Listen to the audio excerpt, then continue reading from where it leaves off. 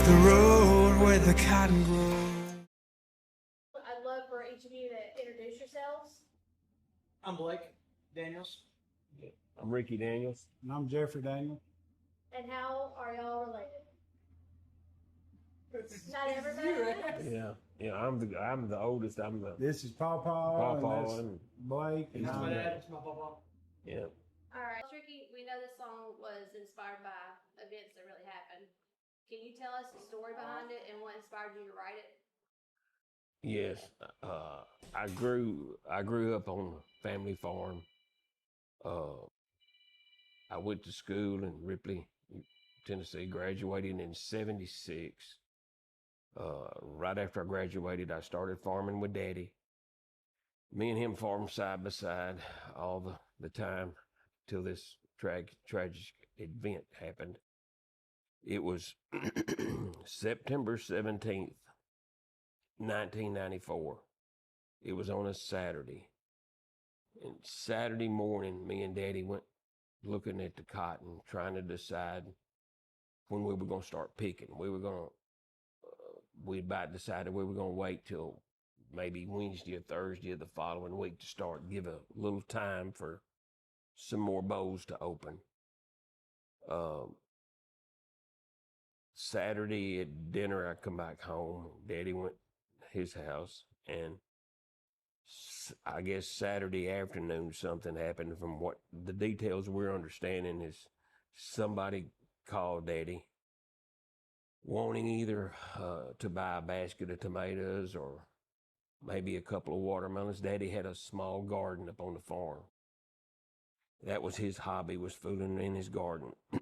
So apparently he went up there and met the person sometimes after lunch.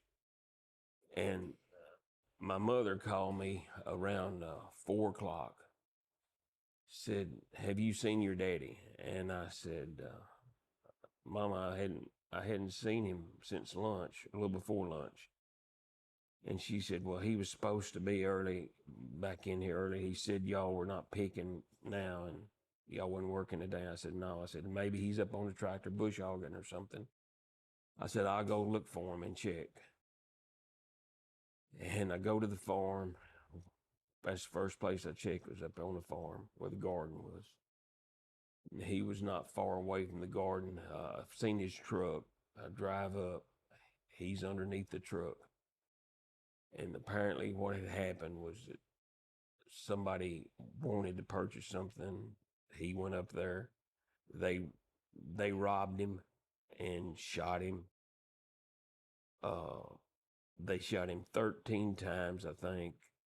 Then they took his truck. They drove over in one direction, and then they turned and went another direction, and he got tangled up underneath the truck.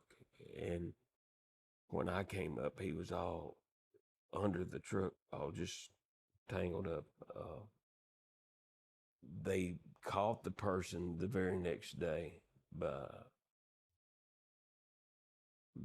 I think around lunchtime they caught the person. He had confessed what he done. He didn't live far away, but that was what after we buried Daddy. After that, I know it took months for me to adjust to it. Had gotten so used to Daddy coming by in his truck, just driving by and asking me was everything okay, or just driving by and looking and see if we needed any help. And he done this multiple times a day. So I would catch myself looking for him, and then then a little while I'd realize he's gone, he's not coming back, and so I'd stop thinking about it, and maybe an hour or 2 hours later, I was back doing the same thing again, looking for him in his truck. And this goes on all during the day, and it lasts for I don't know how many months. It go by that I just kept looking for him, but he didn't come back. So after the boys, Blake, which was his great grandson. He never got to meet Daddy. Daddy was killed before he was born. And I wanted to do a song to do a tribute to Daddy because he was such a good man. I suggested it to Blake. He said, Papa, he said, that's a nice song, but you need to sing it. And I told Blake, I said, Bubba, I'm not a singer. You're the singer. I said, you're going to have to sing this song and tell this story here. So it finally, I had to do a little convincing, but I talked him into doing the song. I think it's a good song. I don't know if Daddy can hear it. I wish in my mind I'm thinking he can, but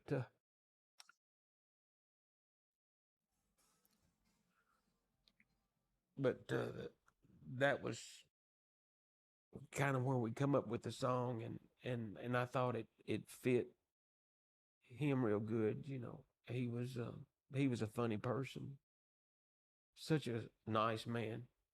He was happy with his life too, but you know, it just I just hope that I know the boys. Blake is, you know, singing this song, and I just hope somehow he can hear what they're saying, and I just want him to, you know, Daddy to know we've not forgotten him. You know, he's still in our memories. He's not here, but he's in our minds. Okay. So Jeffrey, I have a question for you. So on the song "Where the Cotton Grows," so it was based on true events that happened, but you were very young whenever it happened. Yep. So whenever it did, you kind of got thrust into the role of having to take on take on your dad's responsibilities because he stepped into his dad's responsibilities. So how did you push through and find the strength to get through that? You know, I was 13, and it was really at first it really took a little bit to sink in exactly the magnitude of what happened. At 13, you know, you're very young and don't understand things. It was tough. It was definitely tough because that was my buddy. You know, that's who.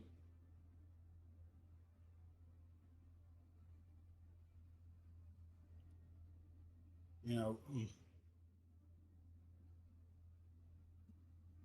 Yeah, those two were tight.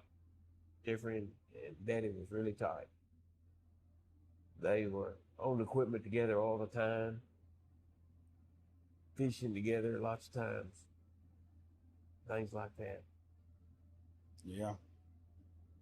We just got a good family, and that's what it takes when bad things happen. You know, you got to lift each other up and take care of one another, and I'm very blessed. All right, I have a question for Boss Ricky. Okay. So your experience was different, but this is difficult, with taking over a different role, even though you were definitely working the farm, but you got thrust into what your dad was. So how did you find the strength to keep going through and keep the farm going and Just move had forward? to think about the family. Just had to keep things going. Just whatever it took. Jeffrey, luckily, he was old enough to come in and fill in for Daddy, and he had the desire to do it. It just got us through it. It was a bad time though. Blake, I got a question for you. So this song has a way of reaching people. For those that who do, it brings back memories. And for those that didn't, it tells a story that they'll never forget. But you never got to meet your great granddaddy like the rest of us did. So when your papa first shared this song with you, what went through your mind whenever you knew that you were going to have to bring this story to life by singing it?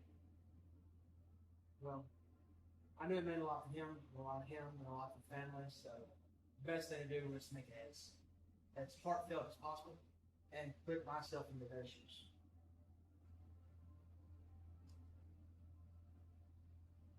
So this is for Ricky and Jeffrey. I never call you Ricky, Boss Ricky. When people think of your daddy and your granddaddy, what's the first thing you hope that they remember about him? Because he was very well known in the community. What's one thing that y'all hope that sticks with people, after you pass?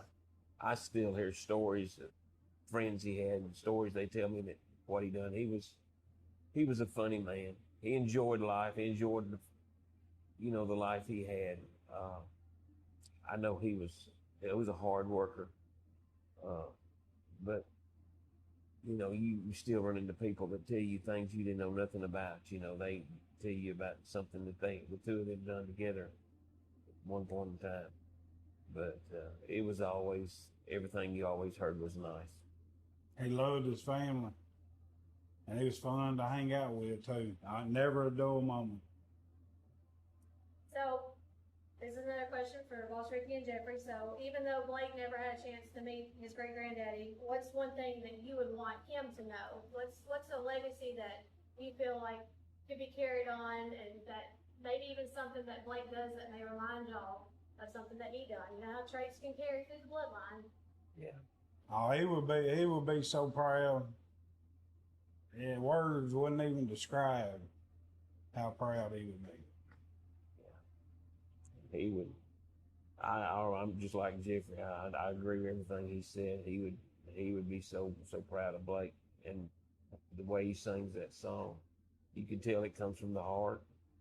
And it was what we was trying to do was show our feelings through that song and tell everybody about how how good a dad I had, and how good a granddad he had, and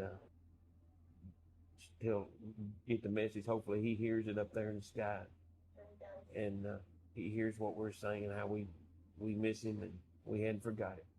So I have family that knows him. I hear this a lot. It's just a funny thing, but I was told that if Dude was still here when we had Blake, he'd be even more spoiled than he already is now. Oh yeah, I'm pretty sure. I'm I wouldn't pretty sure. stand a chance. Yeah.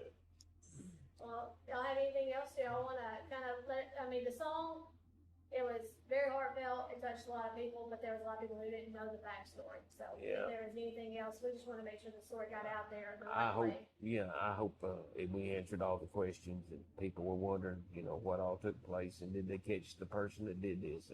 And they did. It Caught didn't him take them long. the next day. I think it may have been before lunch they had him. I didn't think they could catch him that quick, but they did. But Well, I hope everybody enjoys the song. Hope this answers some questions that we had kind of come at us as a family yeah, about the song and how it originated and what the events were leading up to it. So this should be helpful, and Yeah. thank y'all for doing the interview. thank you.